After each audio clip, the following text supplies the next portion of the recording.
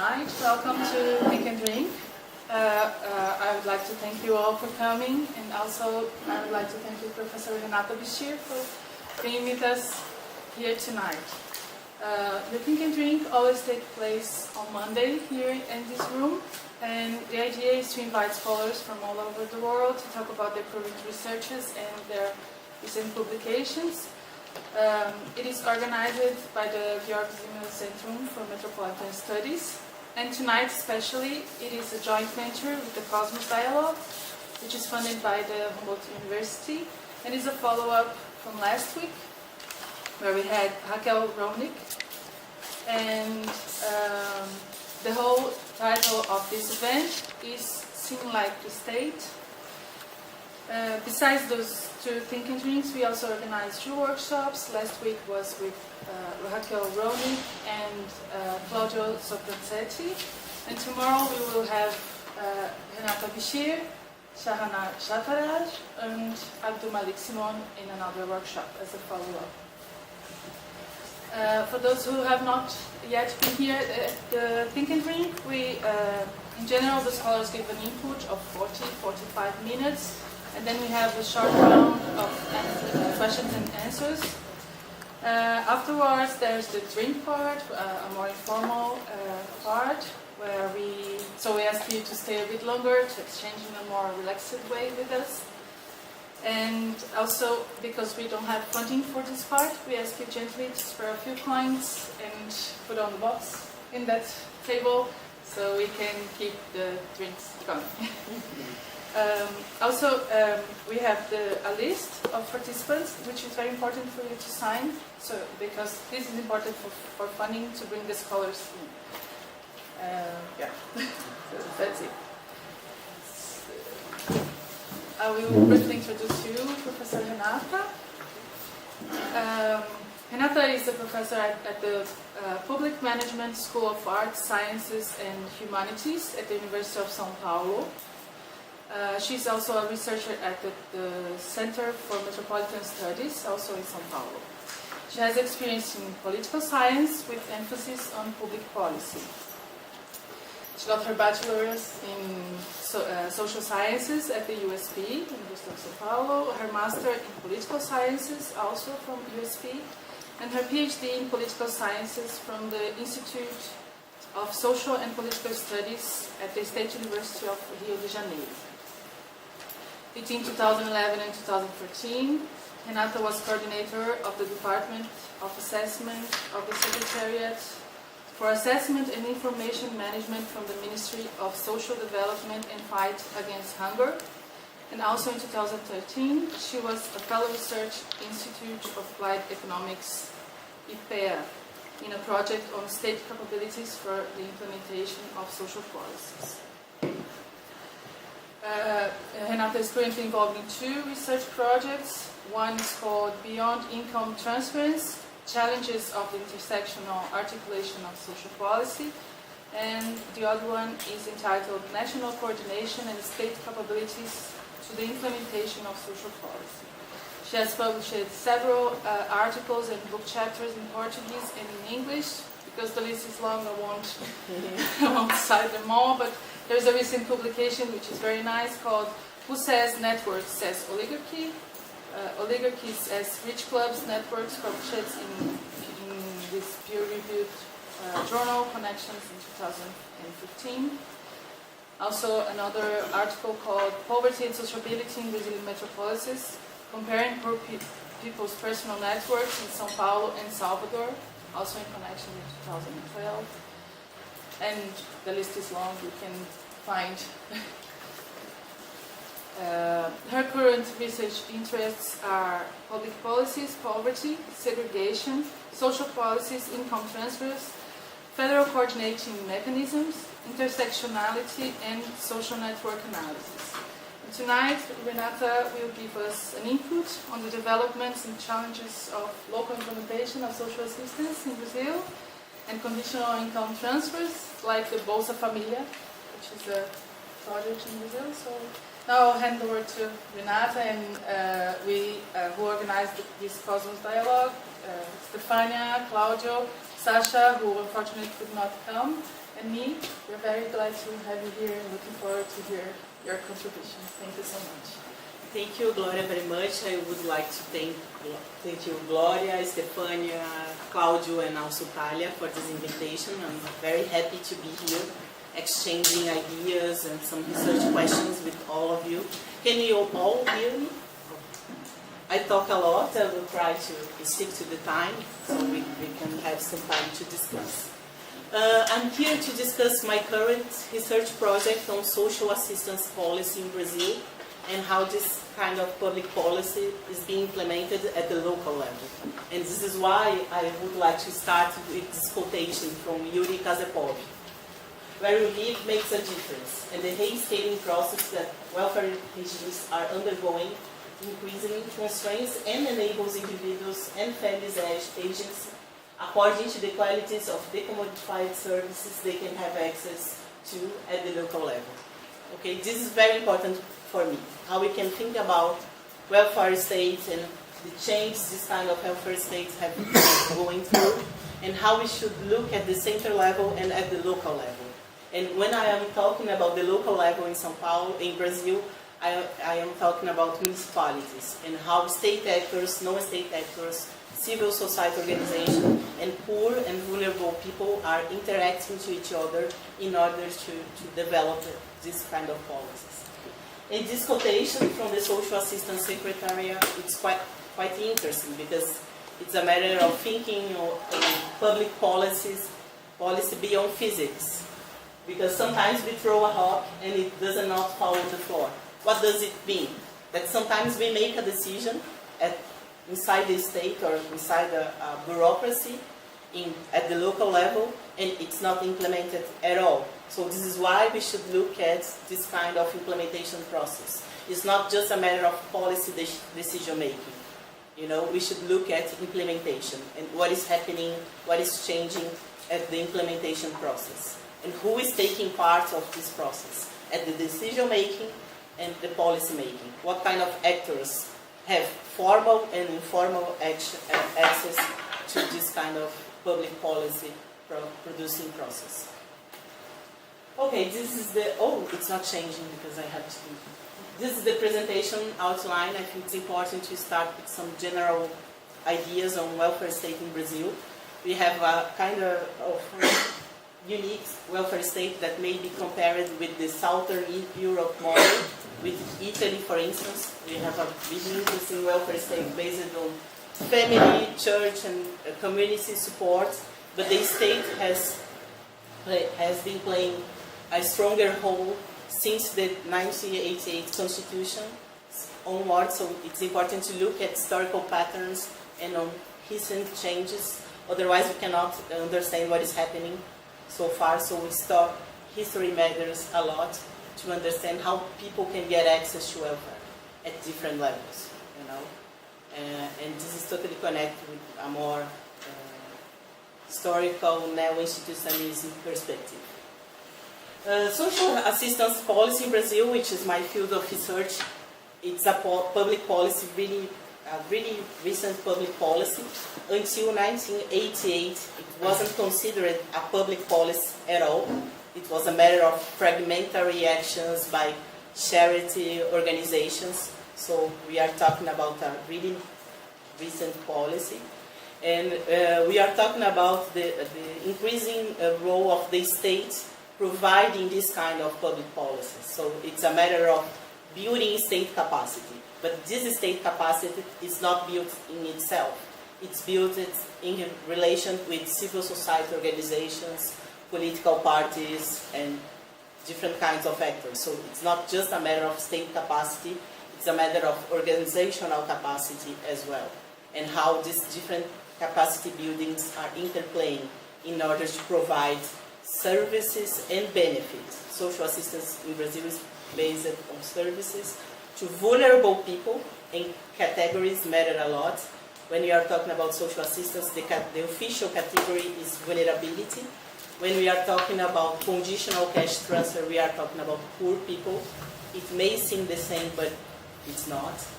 And it matters a lot for thinking about how the state map and reach these people, and how poor people can organize themselves as vulnerable people in order to get access to this kind of policy. When people present itself as poor or as vulnerable, it matters a lot.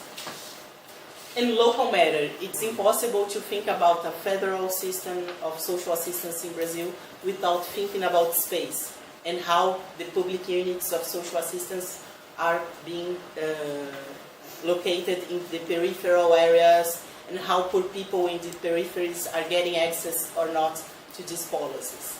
And my main issue in the paper I distributed is to see how this policy is being governed inside the city of São Paulo, which is one of the biggest cities, is the financial center, is the financial capital of Brazil, and how poor people are getting access to these policies, considering segregation, considering spatial isolation in some specific areas.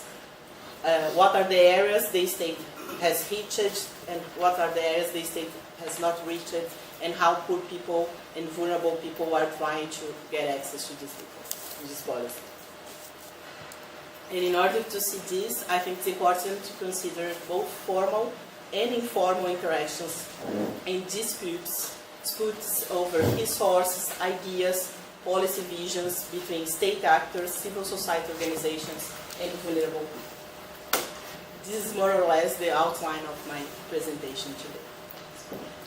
So I have a lot to talk about.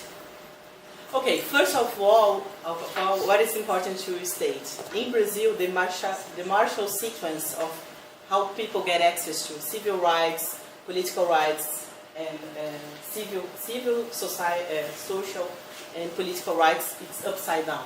In Brazil, we expanded social rights in context of authoritarian regimes, and this is quite important. This is quite an important fact in Brazil. We expanded citizenship access in authoritarian regimes, such as Vargas' regime back in the 30s, and such as during the military rule. This implied a welfare system based on the state. The state defining who gets access to this kind of rights, who is eligible to get this kind of access, and a kind of welfare state based on the formal position in the labor market. You cannot get access to the rights during this period if you weren't a formal worker.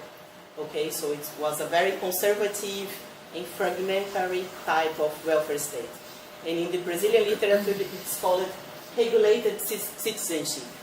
It's connected to the way the unions and the state were intertwined, and the way, or even stateship.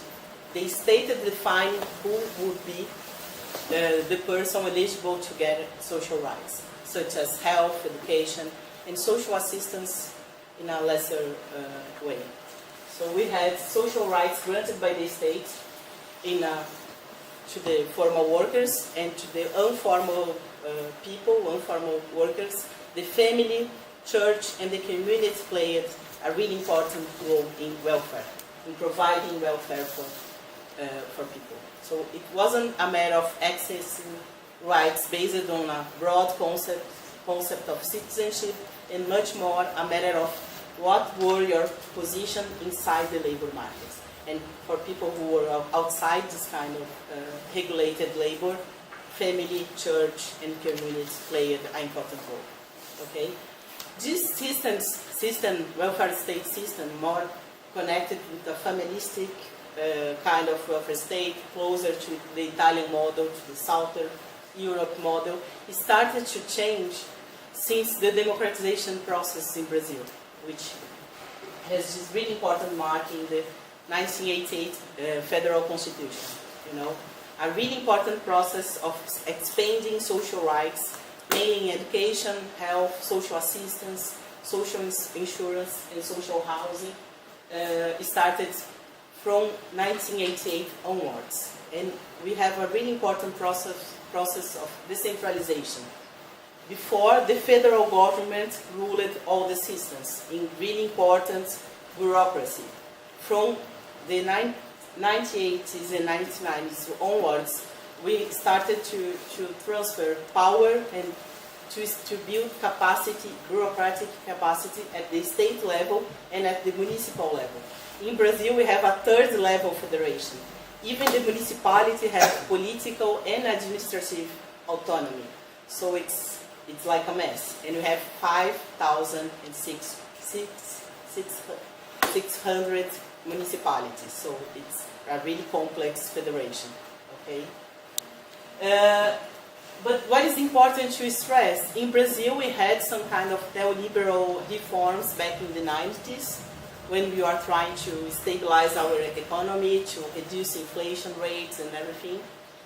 And we increased the role of the private sector, but at the same time we kept some role for the state. Not only in the regulation of the service provision, but also in the provision itself. So we have a complex arrangement of state actors, civil society actors, and private actors. And it varies a lot according to the public policy area. It's hard to make a general argument on this. So it's not all a matter of neoliberal transformation in Brazil. We have some areas with a more neoliberal profile, but in social policies, the state still plays a really important role, both in the provision and in the regulation. Okay, I'm not going to do this. I just would like to stress the building of a really interesting institutional arrangement in Brazil. We have these national systems of social policies. Okay, we have the state, the federal government, the central government defining the main parameters for the whole country. Brazil is a very unequal country with high levels of poverty and inequality. So since the 90s, mainly, we start defining some minimum parameters at the national level. Okay, what kind of health services people should get access, what kind of social assistance service people should get access, and how this kind of national parameters could reduce territorial inequalities in Brazil. We have very unequal regions in Brazil. The northeast is the poorest part and underdeveloped part of the country, and the southeast part, where São Paulo is located is the richest area in Brazil. So how we can define minimum national parameters in order to reduce inequality at the regional level, as well as at the individual and family level. This is why we built something like the SUS, Unified System of Health, and the basic pillars are these: participatory institutions. We have citizens taking part of the decision-making process in policy councils, in health, education, social assistance. We have co-funding. The federal, the state, and the municipal level have to put money in this policy, so everybody is funding these policies. And we have municipal implementation of these policies. So the national level defines where the policy should go in terms of minimum parameters, but the municipal level is in charge of policy implementation. Okay, and this matters a lot because we have a multi-party system and we have different political agendas going on, and how we can put all these things together and deliver social policies and increase poverty and inequality. And what has happened in Brazil? We still have an unequal development of state capacity. We have capacity building at the federal level, at the national level, but at the local level it varies a lot. So it's a problem, since municipalities are in charge of implementation. We have a great heterogeneity among municipalities, but it's stronger in some policies than others. For instance, in health, we managed to converge, considering the results of these policies. In social assistance and education, we have a huge territorial inequality regarding which is related to state capacities, local state capacities. What has happened recently in Brazil? Since the Labour Party, the PT, came to power in 2003, we have decreasing levels of poverty and inequality.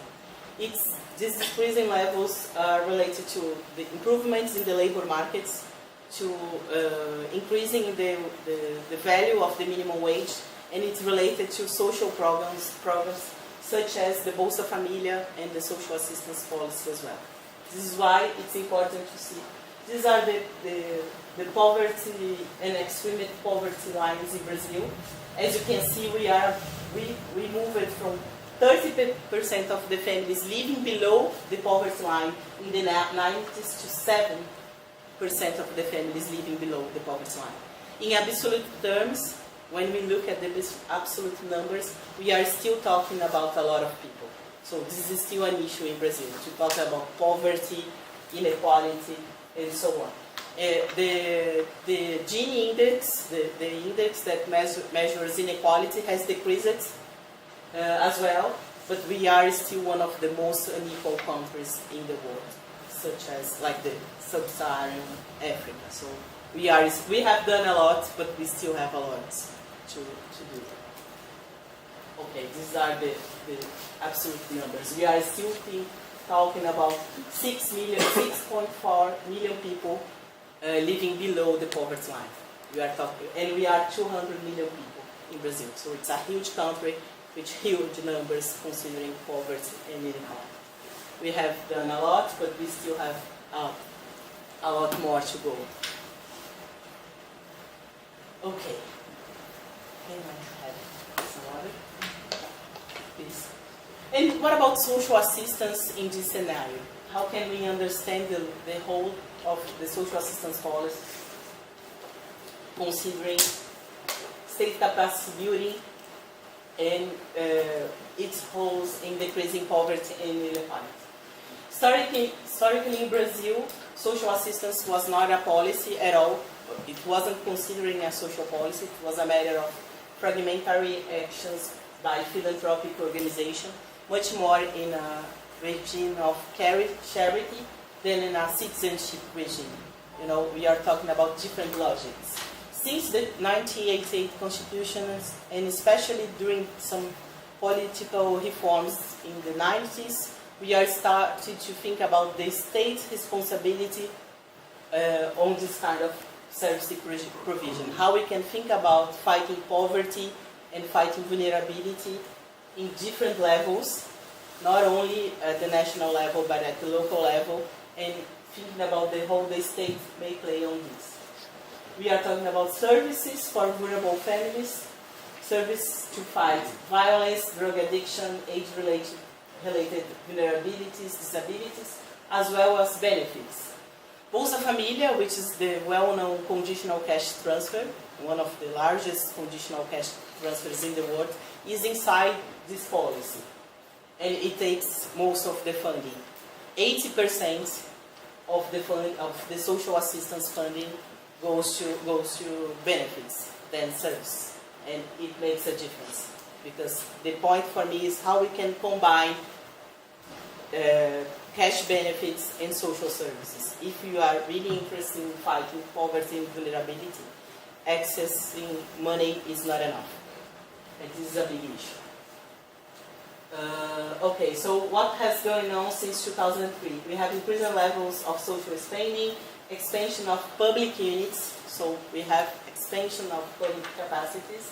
We have developed national parameters for service delivery at the national level, but the municipal level has some leverage for defining the additional parameters. But we still have great dependence on private provision. So we still have the old guys together with the public units as well. So we have complex arrangements in policy provisions there.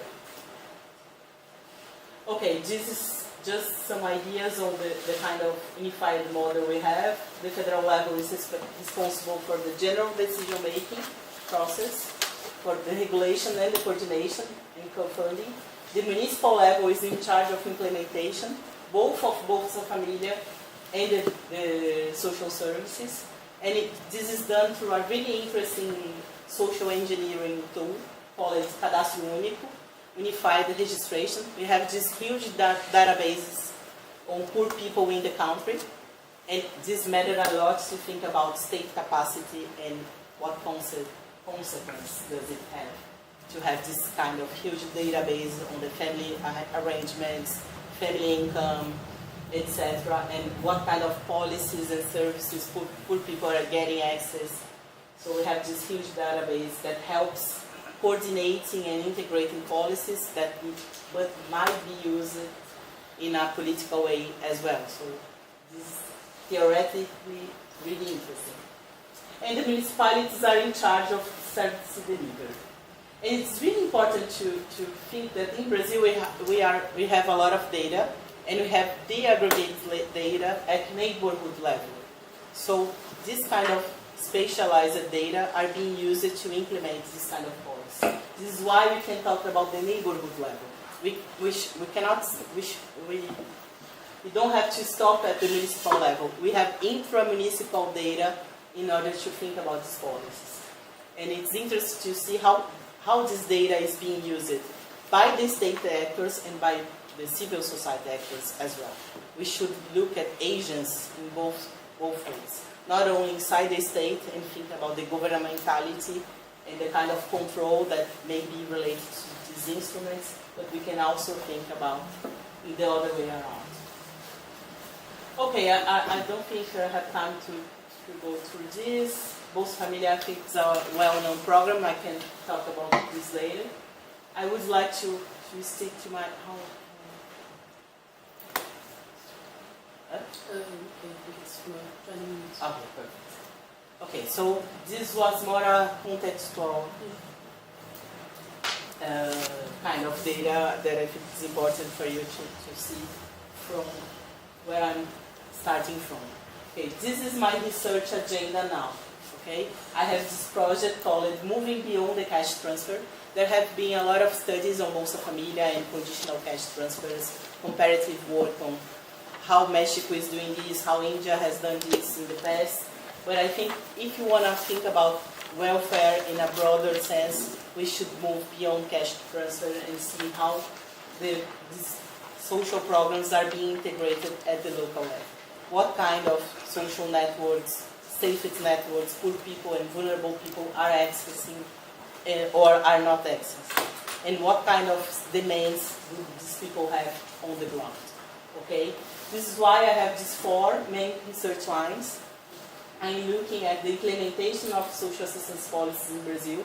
This is more a quantitative approach on multi-level governance, so interesting to see what the federal government is doing, what the state level is doing, and what the municipalities are doing, and what consequence does it have for the people.